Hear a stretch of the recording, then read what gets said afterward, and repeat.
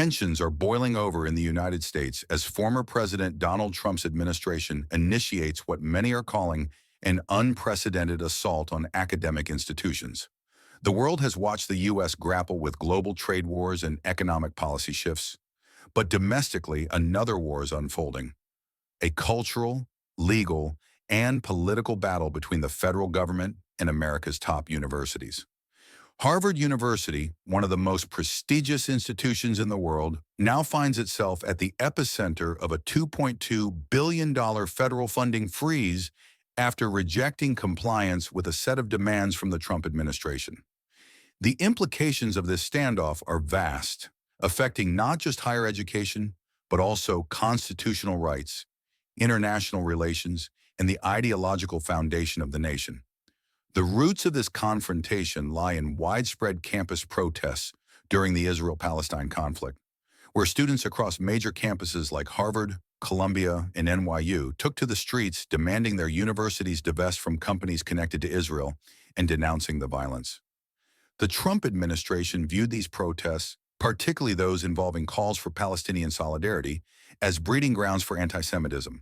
They argued that these events endangered Jewish students and thus constituted violations of civil rights laws.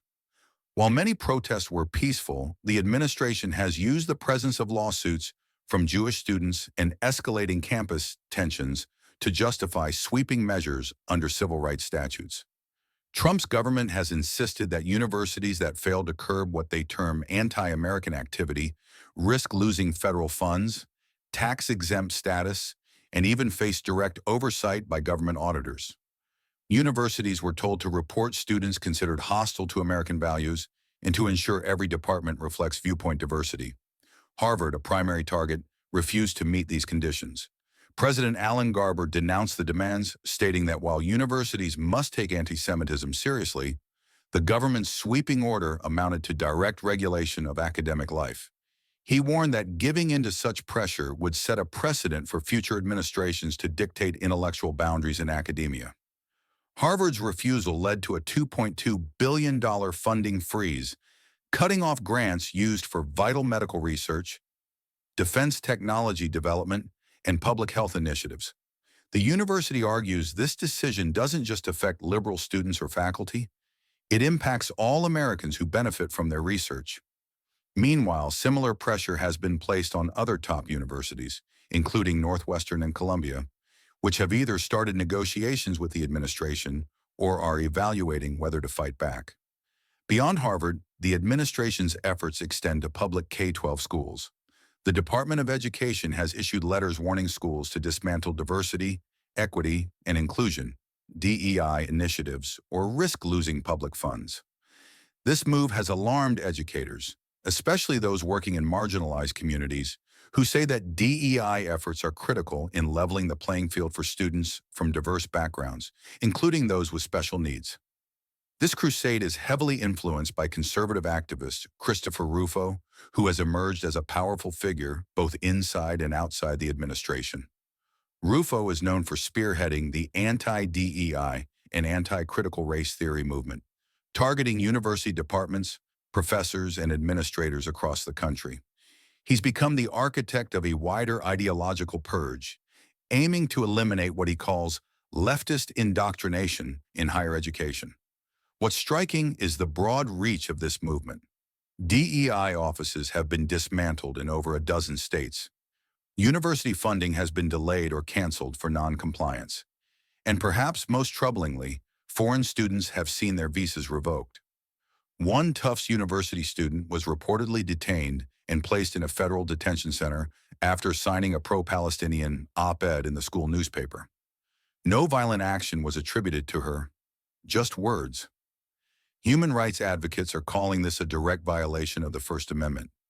Public support for Trump's crackdown is split along ideological lines. While many liberal Americans see it as a dangerous step toward authoritarianism, a large segment of the population, particularly outside of urban elite centers, supports Trump's actions. They view top-tier universities as bastions of elitism, political correctness, and cultural decay.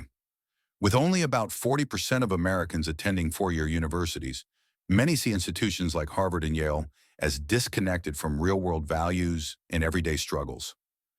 This perception has become a key part of Trump's messaging.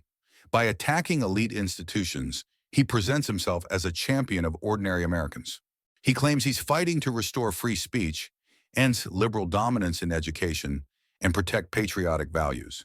His administration has even suggested revoking tax-exempt status for universities that act more like political entities than educational institutions.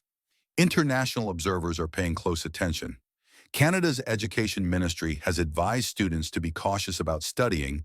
In the U.S., European leaders have raised concerns about academic freedom and the integrity of scientific collaboration.